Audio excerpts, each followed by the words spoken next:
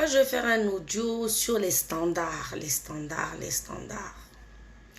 Si tu es une femme qui est consciente, il ne faut pas baisser tes standards.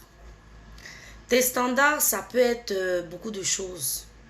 Ça peut être que, par exemple, tu veux qu'on paye ton loyer. Ça peut être qu'on t'envoie au resto. Ça peut être qu'on te donne l'argent pour faire tes cheveux. Ça peut être la qualité d'homme avec tel salaire, tel salaire. C'est ça, on dit ne pas baisser ses standards. Et quand tu rencontres quelqu'un, dis-lui d'emblée ce que tu veux. Faut pas cacher. Parce que souvent, les femmes, c'est en cachant que il y a le problème qui vient. Et puis, il y a un autre truc aussi. Souvent, tu caches pas, hein, tu lui dis, mais la personne ne fait pas. Quand tu vois que la personne ne fait pas, par exemple, pendant 1, 2, 3 mois, c'est que la personne ayant compris ce que tu voulais et ne faisant pas, c'est que la personne ne veut pas adhérer à ce que tu veux. Donc, c'est à toi aussi de libérer la personne, de garer la personne. Parce que souvent, les femmes avaient l'émotion, quand vous rentrez dans les relations, quand on rentre dans les relations, on tombe tellement vite amoureuse que finalement, les standards, on les jette au nu. Et après, on se rend compte que voilà, il est comme ça, il fait pas ci, il fait pas ça. Non. Non. C'est nous-mêmes qui sommes les premiers responsables, en fait, du comportement des hommes. C'est ça. Quand déjà, à la base, tu sais que toi, tu es une fille, tu as un certain standing. Hein? Et que voilà, tu sors avec quelqu'un qui n'est pas capable de réaliser ce que tu veux. Mais c'est sûr que ça va à l'échec parce que tu vas lui en vouloir, ça ne va pas marcher. Donc déjà, même à la base, là, les standards, qu'on parle standards, parce que les standards peuvent être de tout ordre. Il y a des standards qu'on peut avoir, mais qu'on peut travailler.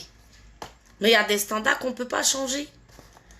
Voilà. Si tu es une fille qui aime te coiffer, tes perruques, tes machins, tes choses, toi-même tu sais que voilà, ton propre argent ne peut pas te suffire et que tu as besoin du concours de l'homme pour t'aider. Et que tu es avec un homme, tu lui as pas dit. Tu vas dans ta souffrance. Bon, maintenant où les hommes sont forts, c'est quoi? C'est que souvent les femmes, elles disent leur standard. Mais ils font comme s'ils n'ont pas entendu. C'est là, il va commencer à te dire, non, j'ai eu tel problème, j'ai eu tel problème. Oui, il peut arriver des problèmes, mais les problèmes ne doivent pas excéder 3 à 6 mois. S'il vous plaît. 3 à 6 mois, c'est trop. Si tu vois que tu es avec une personne, tu es dans une relation, et que la personne, au bout de 3 à 6 mois, n'arrive pas à combler ce que tu veux, mais c'est next en fait. Et même avant de parler de standard, je vais parler d'une chose même qui est très importante, qui est la relation S. Les filles, écoutez-moi ici, c'est l'expérience qui parle. Arrêtez d'avoir des relations S avec des mecs tant que vous n'avez pas vu développer leur capacité. Parce que souvent, c'est dans ça, ils arrivent à vous avoir, à nous avoir. Parce qu'une fois que tu as déjà goûté aux fruits défendus, mais qu'est-ce que toi tu vas lui dire? Celle-là, elle va commencer à te mettre les doigts. Celle-là, elle va commencer à te dire, non, attends un peu. Non. Et quand tu commences à rencontrer quelqu'un là, prends le temps. 3 à 6 mois. Même si tu brûles en toi, même si tu brûles d'envie, fais même ça avec quelqu'un d'autre à côté en attendant de voir qui est la personne.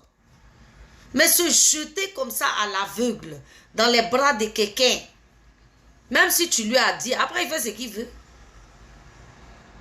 Ça fait le temps que tu peux définir réellement est-ce que la personne va te correspondre ou pas. Hein? Maintenant, pour les plus grands menteurs, parce qu'il y en a, c'est des grands menteurs affabulateurs. Ils vont te blaguer, blaguer, blaguer. Vous allez rentrer dans la relation. Il va faire tout ce que tu veux. Hein. Maintenant, c'est au moment de la relation. Ça ne va pas durer. Au bout de 6 mois, tu vois que la personne a changé de temps. À toi aussi de te réadapter et de changer de tangente. Ouvrez les yeux dans les relations. N'ayez pas peur de quitter certaines personnes.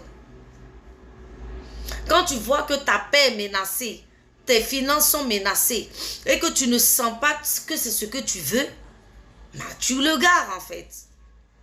Après l'avoir prévenu, s'il n'a pas changé, tu le gares.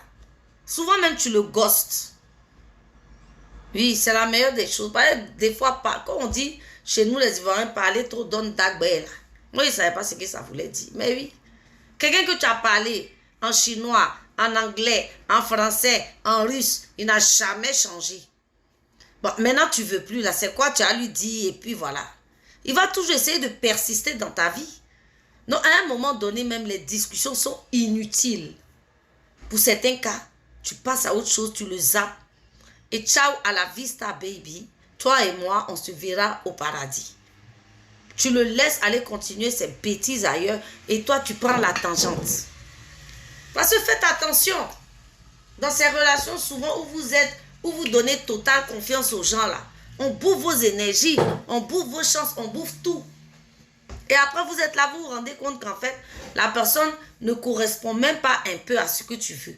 Mais tu es déjà dans la relation, tu ne sais plus quoi. Ma chérie, si tu ne sais plus quoi faire, je te donne un secret. Quand il t'appelle, ne réponds plus. Il vient chez toi, n'ouvre pas la porte. Refuse toute discussion. Parce que moi, je pars du principe que quelqu'un à qui on a donné 4, 5, 10 avertissements qui n'a jamais changé, il ne changera jamais. C'est voué à l'échec.